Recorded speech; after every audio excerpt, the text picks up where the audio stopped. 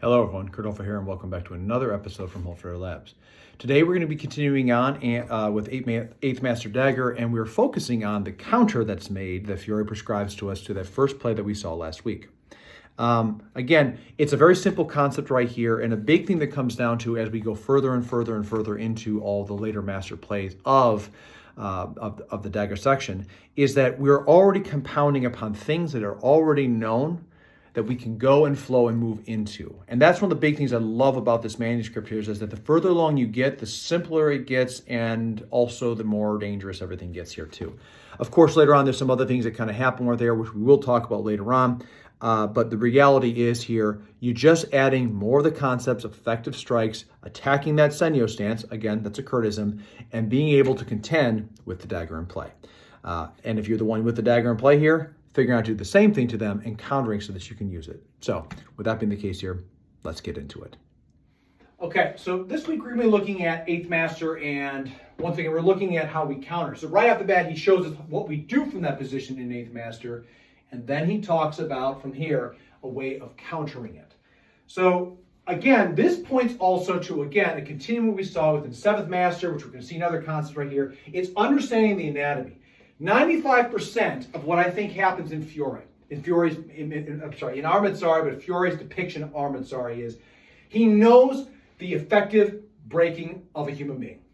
That's it. And because he knows the effective breaking of someone's anatomy, he has multiple situations right here where you close in, take the shot, move out, and cause immense pain or disruption to them so that the dagger and everything else here is not nearly as effective. So like, for example, right here, we talked about, if you just put your arm on real fast here. So here, we've talked about how Ligadura, ultimately, I want to turn him inward. I want to hurt the shoulder in this area. You think with 5th Master right here, grab it. So we have this, I can come across with this. Now, instead of me coming up and over and wrapping, I've done the same thing effectively right here to create this shape. So it's not so much about how I create the shape. Well, the shape we care about is our Armitsari positions. What happens right here is we care about the shape that we can manipulate and break on the person, which helps us to gain entry. So for this one right here, what we're doing here is, again, if I've stuck in, I thrust in right here, he covers off.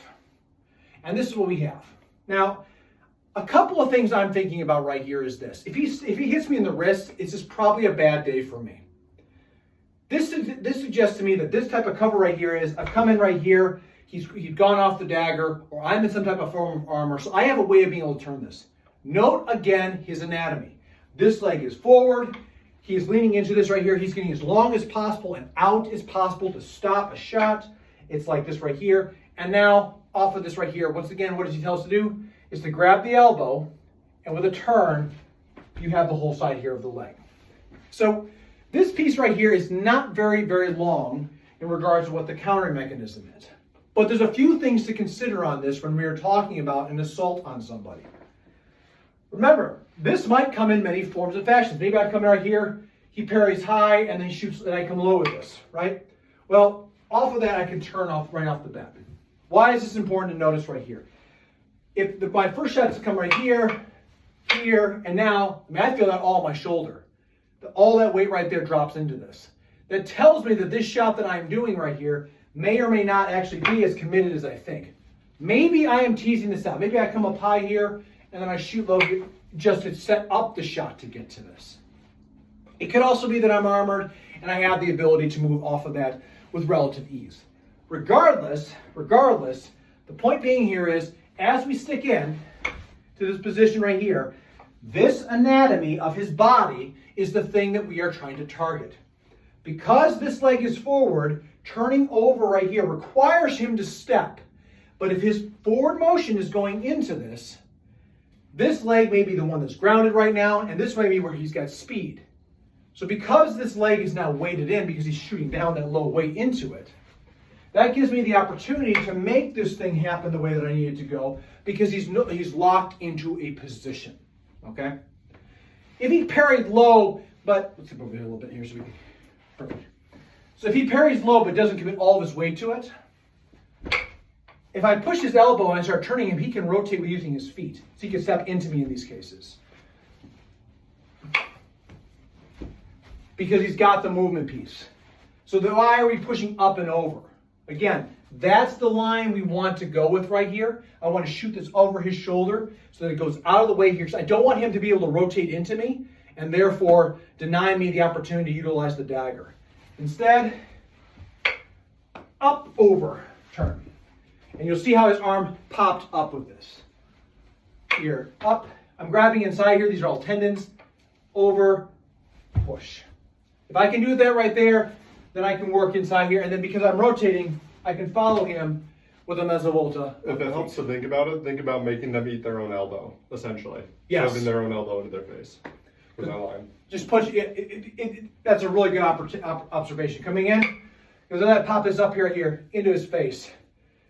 His forearms in this is not necessarily a softening blow, but I'm shoving this into his face to once again contort the spine. Actually, let's face towards the camera too. So we can see right here, as this is in, up over top. And that right here, you can see how his body is now going this direction. If you try to fight back with this on me, you have no elephants, you have no structure right here. You are turned into a way that you're fighting over your own self. A couple things to consider about this. Right now, so there may be some people viewing and say, well, whoever goes that way with strength. Well, that's a great question. So if this person right here, so remember, he's coming out to this position here where he's extended. Immediate. We don't want him to think, oh, I'm going to brace up my arm. Because if he does brace up his arm, now I'm in trouble. And if I pull up, he won't go. I pull down, all he has to do is let go, and now I'm in trouble here. So this is an immediate counter. One thing that a lot of people don't give enough credit to is at the moment when someone says, danger, knife, something like this, everything fixates on the thing. So if his fixations are here, he's not thinking about the arm, he's thinking about the knife that goes into play here. It doesn't mean that he may not strengthen up. It just means his focus is on stopping the dagger and allowing me to do what I need to do there. His momentum is going into a direction to stop threat. These things that come down, especially for dagger fighting, it's all about redirecting the mind and the body violently fast to shift them to do things right here. So again, the ideal, like you said, eat the elbow. Up, over here, push across. That's the ideal if you can do it. But the reality is, maybe you can do that. That's the idea to get them to. Push across. The other thing that's really nice about that, which is actually kind of cool, and when I push right here, he starts to resist me. I push into the break line. So if he resists me with this, go back. If he resists, I don't have to necessarily break the shot, although softening blows, knowing effective strikes. Boom, if he pushes back on this right here, my hand is on the hinge joint of his arm. With a turn of my foot, my whole body is behind that. In, resist. Mind you, being a good uke, not doing eye gouges, all the other nasty things out here that come with it. What we're looking at here is, if someone's like, I'm going to resist you, that's why it's the middle of the elbow. So if you are practicing out there, please be cool with the people you're doing. Don't actually smack an elbow. And when you get there, ease across. And if you're being the uke, don't fight it, because there's a very good way that you can hyperextend yourself here with this. But that right there is just the basic counter from 8th Master. Again, when we make that first cover from below, and how from that we can turn and push across this way, so once again we can activate the dagger. It ties into many other things within the manual, and is once again a note at how we attack someone's anatomy, not just doing one technique.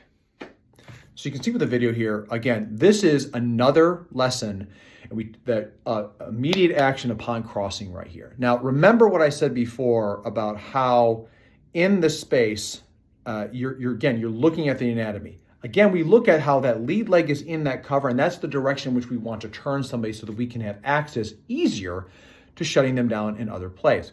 I'm not saying that, in doing that right there, it's going to be a one and done thing here. We are talking about ways to make that happen. As you saw with this right here, where I push the elbow and do certain things here on the person is a huge importance of the situation. Someone that is smaller than me, that may not be able to resist me on that right, it makes a lot of sense to work on the wrist. But if you're talking about someone that's bigger, it makes much more sense to push into the elbow. And then if you're talking about someone who's, in general, it's never wise to go straight to the body because now you're going into a space where their arm can still move and manipulate. So a lot of the stuff right here, again, how I see with Fiore is, and what he's talking about in Armadzari, is that you're constantly working with the real estate that you have available to you so that you don't affect your Senyo stance. And that if your Senyo stance extended, well, now your countering mechanism is really lost. And that's what really, really happens with this right here. Again, it deals with that rotation, that turn, that push, the shift that happens with all of these things. And it really comes down to, what are you trying to do in the moment? If you remember what happened within Third Master Dagger, we also had the scene right there where it was like immediately, so if I make that cross right, as soon as someone comes up with this right, I have to move into that Mezzo Portiferro double crossed. And that's a big key factor in regards to what we're doing here. Where's your visamento? And if you're the one attacking right here, if I'm moving in on somebody and they're coming at me, there comes the point in time right here where, are they going to counter me here? Again, remember what he says in the very beginning here, and I'm paraphrasing because I don't have it right in front of me at this moment. If you see someone assuming the position of Abrazari, essentially you need to consider don't attack them or find another way with it all, because essentially they're waiting for you. They know the positions, they know what to do here. They're aware, their awareness is cued in. Why would you do anything else with that? At the same time too, if we take that same wisdom that he puts there, if you know that they know, or at least they know a play or maybe something like that right there, then you might be able to find out what they can do with it. They take a position, you move in with them, and off of that position, you make the crossing. Maybe you sell it short. You make it real big, but you sell it short, and then you move into a counterplay that automatically makes it very fast and visceral. More things to consider as this kind of stuff goes out there. But again, that's going to conclude what we got here for this second play of 8th Master Dagger. Again, not a very complex piece here. It's building on, again, the foundations of what's the shape of the person here, where are we going to work on real estate on them, and how do we change that shape here so once again, we can get the dagger activated on a person in target in moment.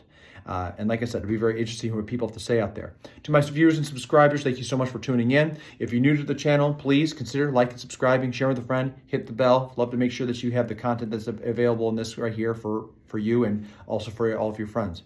It's not possible to grow this channel without viewers like you, and I am very grateful for all the people that come in here every day and take a look at what this work is. But until next time, everybody, as always, please stay safe out there, train well, and fight on. I'll see you all soon.